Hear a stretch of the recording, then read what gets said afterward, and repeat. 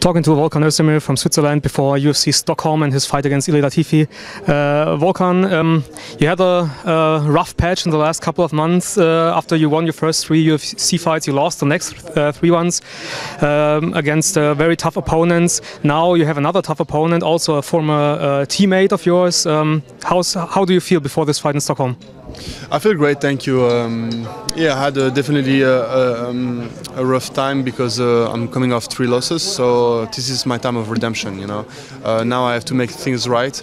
I think my last fight was a really controversial one, so you know it's also why I wanted to be ASAP back into the cage. I asked directly to be fighting in Stockholm after the same night I was fighting in London because of the decision. I think that was something unacceptable.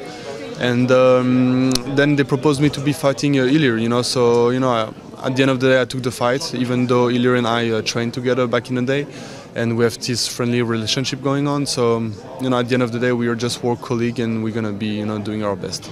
Did you file a formal complaint or something against the decision with your fight with Dominic Reyes or something? No, I did not file anything. I don't want to be, too mouthy or something. And also, I think anyway, a lot of I learned a little bit that a lot of complaints against judges' decision never really went to fruition. So you're spending a lot of money, a lot of times, and then So at the end of the day, I was like, fuck it, and just move on. I concentrate on my next fight, which was UFC Stockholm. You go from fighting Dominic Reyes, one of the tallest fighters and largest fighters in the division, to fighting Ilir Latifi, one of the shortest ones at light heavyweight. How did your preparation change for that? So you just have to bring the right people in. Of course, you need somebody that looks like him, a little stocky, really strong guy.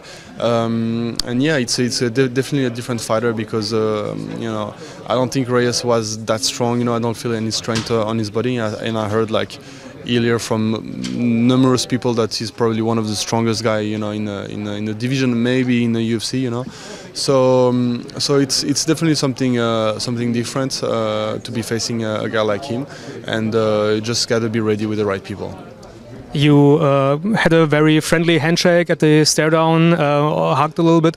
How is the mental state then when you enter the cage against him? Mental state will be the same on D-Day. Right now there is no needs. I'm gonna meet him in a hotel. Again.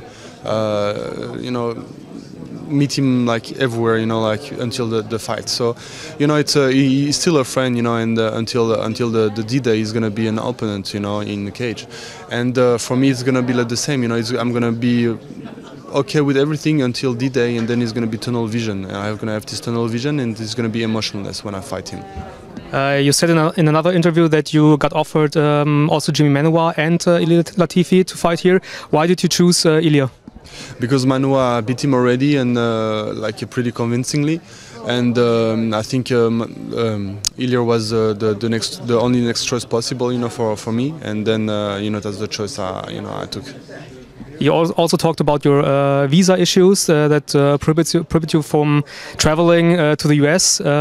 Is this also a problem with finding sparrings or training partners for your camp? Obviously, I have less people because I'm not training in the US no more, and I have to build my camp up, bring people in or moving. So I went to Turkey to train jiu-jitsu during a training camp with Clark Gracie and Andre Galvao.